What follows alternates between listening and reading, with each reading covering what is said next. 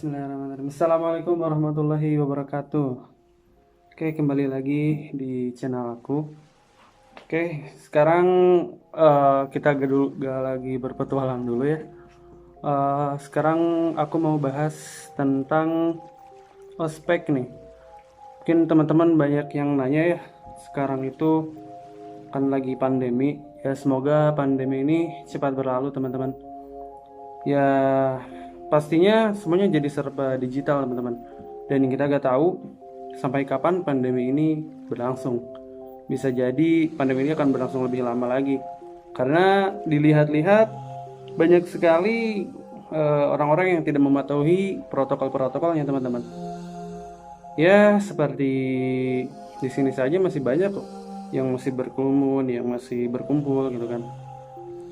Nah sekarang ada yang nanya nih, Ham, bagaimana sih cara ospek di saat pandemi ini? Ya, sepengetahuan aku selama di kampus gitu ya, dan aku juga udah beberapa kali pindah kampus karena ada something yang mengharuskan aku pindah gitu kan. Gini teman-teman, sebenarnya inti dari sebuah ospek itu adalah mengenalkan seperti apa sih kampus kita, seperti apa sih cara belajar di situ, lingkungan seperti itu di kampus itu seperti apa, dan lain sebagainya teman-teman. Dan ospek-ospek yang berbau kepada kekerasan, pelecehan itu sudah tidak relevan lagi ya teman-teman. Apalagi di zaman sekarang masih orang-orangnya sudah berpikir panjang, berpikir lebih modern lagi. Kita nggak boleh menganut hal-hal yang berbau penjajahan lagi teman-teman. Ini adalah manusia yang merdeka. Kita jangan mau dijajah-jajah lagi, maupun itu sama kakak tingkat kita, karena kita manusia. Derajat kita harusnya lebih tinggi daripada derajat hewan teman-teman, seperti itu. Nah, kita lanjut ke materinya. Pertama yang harus dilakukan adalah membuat sebuah kepanitiaan. Nah, kepanitiaan ini sangat penting teman-teman. Kenapa? Karena sebuah organisasi ataupun sebuah kelompok, jika tidak ada manajemen kepanitiaan ataupun manajemen orang-orangnya, maka acaranya akan berlangsung ya bisa jadi gagal sih. Kalaupun itu berlangsung tapi tidak akan berlangsung dengan baik, kayak gitu teman-teman. Nah, saya udah catat beberapa poin penting yang dilakukan ospek yang dilakukan secara online. Nah, saya hanya butuh waktu 3 hari untuk melaksanakan ospek ini. Pertama kepanitiaan. Kepanitiaan ini yang pertama, yang tentunya harus ada pemimpin ataupun ketuanya. Nah, ketua di sini diharuskan orang yang emang benar-benar dia itu berkarakter, itu bertanggung jawab, dan dia tuh memiliki pikiran yang inovatif dan kreatif teman-teman. Kenapa?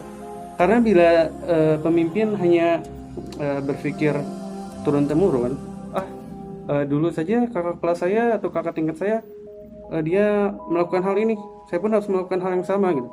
Sistem turun-temurun gitu aja gitu, gak ada kemauan untuk lebih maju lagi teman-teman. Nah, si pemimpin itu harus tahu perkembangan zaman ini seperti apa sih.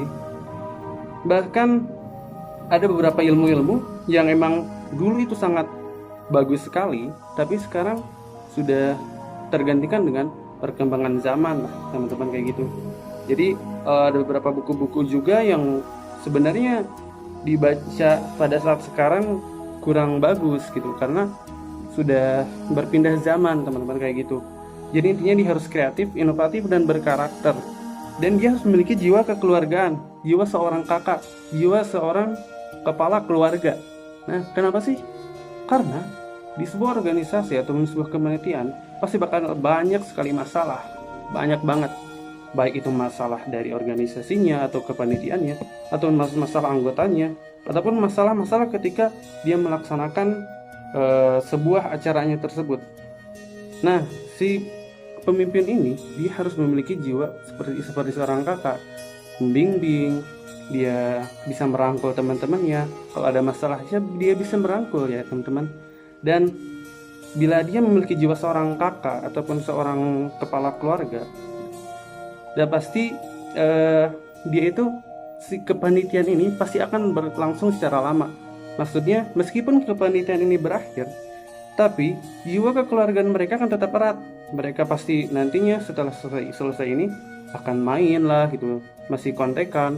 Bahkan kan kita lihat kepanitiaan yang tidak memiliki rasa kekeluargaan, sudah beres kepanitiaan ya udah saja, udah nggak ada ikatan lagi gitu kan. Sementara kita kan pernah bekerja secara bareng gitu kan. Masa kepanitiaan selesai kita pun selesai? Enggak, kita kan makhluk sosial ya. Kita harus bisa untuk berbaur, bisa untuk berkeluarga dengan banyak orang ataupun berteman dengan banyak orang. Ya, rasa kekeluargaannya itulah teman-teman, kayak gitu. Yang kedua ada wakilnya. Nah teman-teman, wakil ini dia si wakil ini jangan bertindak seperti seorang pemimpin sepenuhnya. Kenapa? Karena jika di dalam suatu organisasi atau suatu kepanitiaan terdapat dua kepala, maka kepanitiaan itu bakal gak tentu arahnya. Ya bayangin aja, satu mobil memiliki dua setir, dua-duanya jalan, pasti dia yang satu mau ke kanan, yang satu mau ke kiri, kan gak benar gitu kan. Bahkan bisa jadi kecelakaan gitu kan. Itu juga kepanitiaan atau organisasi.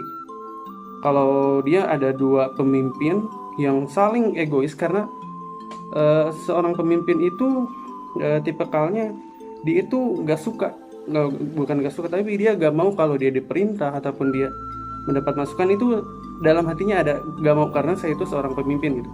Dia harus memiliki jiwa kepemimpinannya itu kan selalu ingin berada di depan orang gitu, ingin membimbing orang kayak gitu. Ya bayangin aja kalau ada dua orang yang seperti itu, ada ide ini, wah sampai gak jadilah gitu kan, saling egois gitu kan. Nah tapi si wakil ini dia harus tahu bagaimana memposisikan dirinya ketika seorang pemimpin yang sebenarnya dia tidak bisa atau dia berhalangan. Dia bisa bertindak menjadi seorang pemimpin sepenuhnya saat dia pemimpin yang seharusnya itu sedang berhalangan gitu. Misalnya seorang presiden sedang berhalangan, bisa digantikan oleh wakilnya seperti di belakangnya. Bisa digantikan oleh wakilnya, dia memimpin secara langsung karena pemimpinnya sedang berhalangan gitu kan. Kayak gitu secara simpelnya. Dan dia juga harus memiliki jiwa yang erat dengan pemimpinnya.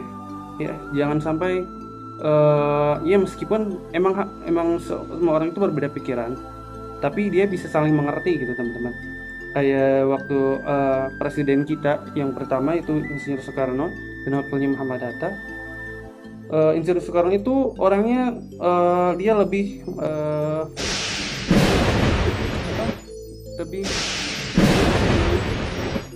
ingin berada di depan, ingin berbicara di depan, ingin tampil di depan gitu kan, ingin bertindak secara langsung ya gitu. Dan wakilnya itu Muhammad Hatta, dia orangnya kayak bertindak di belakang layar. Nah kayak gitu. Jadi saling mendukung satu sama lain gitu teman-teman. Karena pemikiran-pemikiran Soekarno ketika di depan itu terdapat masukan-masukan dari wakilnya gitu kan, dari Muhammad Hatta. Kayak gitu teman-teman. Jadi saling mendukung satu sama lain. Meskipun berbeda pemikiran A dan B, tapi dia saling mendukung untuk kesuksesan sebuah acara ataupun sebuah organisasi itu. Yang ketiga adalah sekretaris teman-teman. Nah sekretaris ini dia bertugas sebagai pengorganisasi administrasi, baik itu administrasi dari mahasiswa, administrasi dari panitia ataupun dari kampusnya. Dia adalah orang yang emang cekatan, dia ulet, dia juga rapih orangnya. Jadi ketika kita butuh sesuatu, administrasi sesuatu, itu langsung ada, nggak cari kesana-sana belibet apa gini-gini, enggak, tapi langsung ada gitu kan. Nah perlu diketahui bahwa tolong untuk administrasi ini teman-teman, kita harus tahu mahasiswa itu administrasi secara lengkap, harus tahu latar belakangnya dan sebagainya, tahulah gitu kan. karena nanti kedepannya di topik selanjutnya pasti bakal saya kasih tahu ya. Ketiga ada bendahara. Nah, bendahara kan ya mengurus keuangan gitu ya. Harusnya bendahara ini amanah lah, karena memegang uang ya, uang rakyat, uang apapun itu dipegang olehnya gitu kan. Ataupun bisa mengorganisir atau memanajemen uangnya secara baik, uang keluar uang masuk secara rapi gitu teman. Nah, yang selanjutnya ada divisinya. Pertama harus ada divisi humas.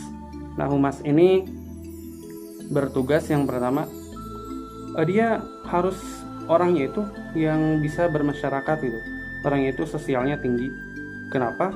Karena humas ini pasti namanya juga hubungan masyarakat, dia itu pasti bertindak secara langsung ataupun terjun secara langsung kepada masyarakat. Karena sekarang ke masyarakat mungkin agak dibatasi, jadi orang ini aktif media sosial dan sebagainya, dia pun garcap orangnya. Jadi kalau ada pesan masuk dia langsung dibalas lah gitu kan, kalau gak telepon langsung diangkat gitu kan. Jadi orangnya itu garcep gitu lah. Nah, kenapa? Karena bila orang yang emang dia itu apa ya, istilahnya malas ataupun ya gabut gitu kan, takutnya ada info apapun dia nggak cekatan gitu kan. Nah, sementara orang yang emang humas ini harus orang-orang yang cekatan, orang-orang yang bisa bergaul gitu teman-teman, dan bisa mensosialisasikan apa yang telah direncanakan oleh organisasi tersebut. Yang kedua ada IT. Nah, IT ini sangat penting sekarang teman-teman. Kenapa? Karena secara online kita harus menguasai IT gitu kan. Apalagi orang-orang yang harus khusus menguasai IT. Karena nantinya di video ini saya akan memberitahukan bahwa ini akan sangat berbau IT banget lah gitu kan teman-teman, karena online juga kan. Dan harus benar-benar ngerti IT gitu kan, nggak amatiran gitu kan. Takutnya nanti ada kesalahan sistem, karena nanti juga akan membuat sebuah video ataupun sebuah sistem apapun gitu, takutnya ada kesalahan atau apapun. Nah, seorang IT ini harus bisa sebagai engineeringnya gitu, sebagai orang yang bisa memperbaikinya gitu kan, kayak gitu teman-teman. Nah, yang selanjutnya ada logistik. Logistik ini bisa dibagi menjadi dua.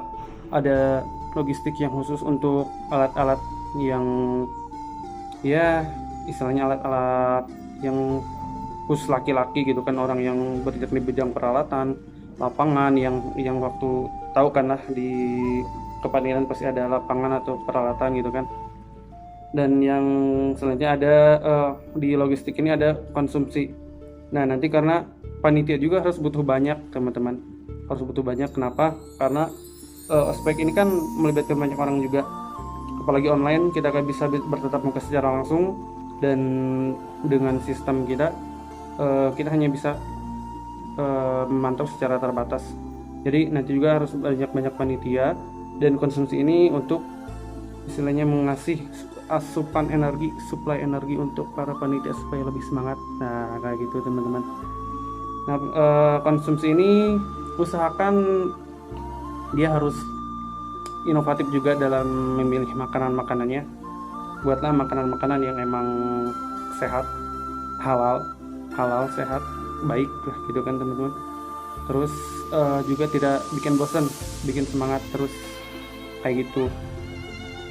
Terus selanjutnya ada apa lagi? Tutor. Nah, ada seksi acara, ada pasti ya. Ada seksi acara, membuat sebuah acara berkolaborasi dengan panitia yang lain buat acara yang lebih menarik, itu seksi acara. Selanjutnya ada tutor. Nah, tutor ini saya menargetkan bahwa harus ada satu tutor itu harus bisa membawahi atau memegang 20 orang. Berarti kalau ada 3.000 orang, 1.800 orang, berarti ada 190 orang tutor. Kenapa? Karena nantinya si tutor ini akan bertatapan secara langsung, maksudnya akan berhubungan secara langsung dengan peserta aspeknya gitu teman-teman. Kenapa? Karena kalau kita mengandalkan satu tutor untuk 50 orang, untuk 100 orang, takutnya nanti ada orang-orang yang memang nggak bisa terpantau secara langsung ataupun mendapat perhatian secara langsung. Kenapa? Karena mahasiswa baru ini teman-teman harus diketahui bahwa mereka itu baru banget, yang benar-benar baru, bahkan tidak semuanya tahu di kuliah itu seperti apa sih, atmosfer dari lingkungan perkuliahan itu seperti apa sih gitu kan. Di Jakarta itu seperti apa, di Bogor seperti apa, di Bandung, kalau di luar Jawa seperti apa, beda-beda. Nah, tutor ini yang harus mengasih tahu kepada pesertanya supaya mereka lebih siap lagi untuk berada di kampus tersebut gitu teman-teman. Nah, si tutor ini dia juga harus tahu apa sih kelemahannya, kekurangannya, hobinya, dan bakatnya. Kayak itu teman-teman. Pertama juga si mahasiswa baru ini kadang dia selalu menutupi apa yang menjadi kekurangannya. Kayak dia sebenarnya dalam orang yang kekurangan gitu teman-teman. Tapi dia memaksakan diri untuk berada di kampus tersebut. Biasanya itu agak menutup diri orangnya, dan juga meskipun dia kelihatannya semangat, tapi dia menutup diri dalam hal-hal ekonomi tersebut. Jadi si tutor ini harus dia orangnya mudah akrab teman-teman, dan bisa menjadi teman curhat dari pesertanya gitu teman-teman. Dan nanti juga kalau ada yang punya bakat apapun, kita bisa salurkan bakatnya. Ada yang punya memerlukan bantuan baik finansial atau apapun, kita bisa salurkan ke tempat yang tepat gitu kan teman-teman. Kayak gitu, penting banget nih tutor untuk peserta didiknya kayak gitu. Terus untuk acaranya saya hanya butuh 3 hari untuk ospek ini. Yang hari pertama, nah hari pertama ini saya ingin buat panitia ini membuat sebuah video. Jadi kenapa saya ingin 3 hari? Karena nanti kan online ya. Nah, online ini kan memerlukan kuota.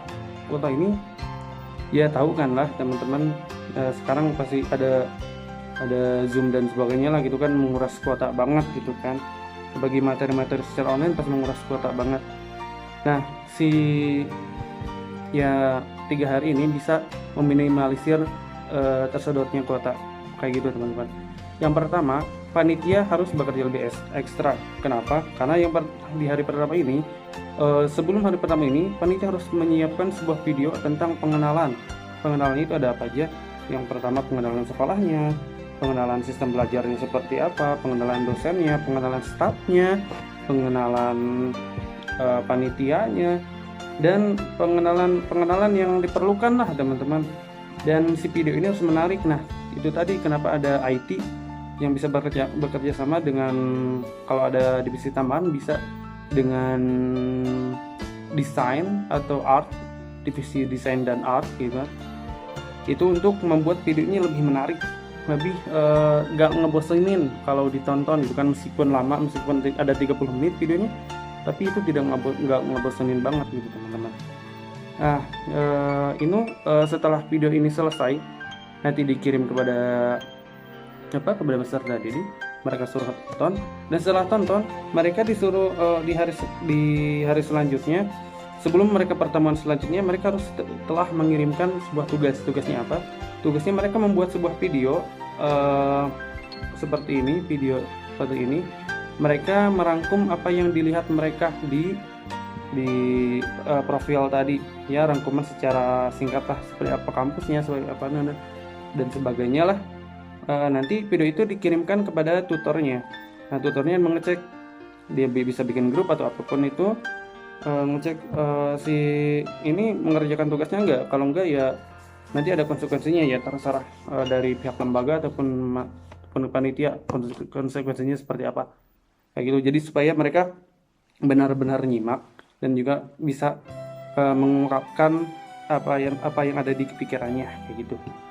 Nah, di hari kedua setelah mereka mengumpulkan tugas-tugasnya sudah masuk semua, langsung ada materi dari dosen-dosen. Nah, materi dosen-dosen ini coba kalian bikin satu video juga. Jadi yang pertama satu video, yang kedua juga satu video. Jadi kalian cut, maksudnya diedit, misalnya dari rektor dulu, setelah dari rektor nanti dari wakilnya dan sebagainya. Nah, tapi harus ada artnya juga di sini supaya gak ngebosenin. Seperti apa sih topiknya, seperti misalnya ada topik kebangsaan juga, nanti ada topik ini. ya maksimal 30 menit juga lah kalau bisa gitu kan teman. Jadi buatlah video itu sesingkat-singkatnya gitu kan. Buat apalah lama-lama tapi tidak bisa, tidak menarik gitu, tidak, maksudnya tidak menarik. Jadi bikin gabut lah gitu kan, bikin bosan karena lama-lama kan lihat video yang isinya materi pasti ngantuk gitu kan, kayak gitu teman-teman. Meskipun ini juga lama ya video ini juga. Oke, selanjutnya yang terakhir, nah setelah itu juga ngirim tugas lagi kayak rangkuman kayak tadi, kirim juga ke tutornya kayak gitu. Jadi setiap ada materi mereka mengirim tugasnya. Tadi yang rangkumannya mereka mirip video kayak gini, jadi terlihat jelas oh seperti ini orangnya gitu kan, cara bicaranya itu seperti ini dilihat dari videonya kayak gitu. Terus yang terakhir, di hari terakhir mereka harus membuat sebuah video di mana video ini bertemakan jurusannya masing-masing, maksudnya topiknya jurusannya masing-masing, prodinya masing-masing, tapi memiliki manfaat untuk masyarakat sekitar. Ya misalnya kayak konservasi sumber daya hutan dan ekowisata misalnya ya. Itu mereka membuat sebuah video dengan masyarakat, ya dengan masyarakat tetangga lah gitu kan. Mereka menanam pohon gitu kan di depan pekarangan rumah-rumahnya masing-masing. Mereka memberikan pengarahan seperti ini. Ya alat-alatnya juga bisa ngambil seadanya lah gitu kan, dari plastik bekas ataupun dari apapun yang bekas-bekas gitu kan. Buatlah video yang menarik tapi tidak mengeluarkan uang banyak gitu kan. Buatlah memanfaatkan apa yang ada di sekitarnya gitu kan teman-teman. Ya kalau emang ada yang harus membutuhkan sedikit materi, ya kasih aja teman-teman, tapi jangan terlalu membebankan lah kayak gitu teman-teman. Nah mungkin kayak gitu, nanti dikirimkan juga ke tutornya. Setelah itu kita bisa lihat siapa peserta terbaik yang paling bagus di tugas-tugasnya kayak gitu kan teman-teman. Dan di sini juga kita lihat bisa bakatnya masing-masing juga di video yang terakhir tadi. Selain itu dia bisa menunjukkan bakatnya juga di videonya gitu kan. Yang terakhir ini video yang misalnya menunjukkan bakat dulu, terus mereka melanjutkan dengan mengeditnya, dengan melanjutkan dengan tugas yang sebenarnya itu membuat video bertemakan prodinya masing-masing yang bermanfaat bagi masyarakat kayak gitu teman-teman. Mungkin sekian yang dapat saya sampaikan, mohon maaf bila banyak kekurangan ya. Semoga bermanfaat dan semoga pendidikan kita lebih maju, dan semoga pandemi ini berakhir dan kita bisa melaksanakan aktivitas sebagaimana mestinya dan kita sehat selalu. Terima kasih. Wassalamualaikum warahmatullahi wabarakatuh. Saya Ilham Maulana. Assalamualaikum.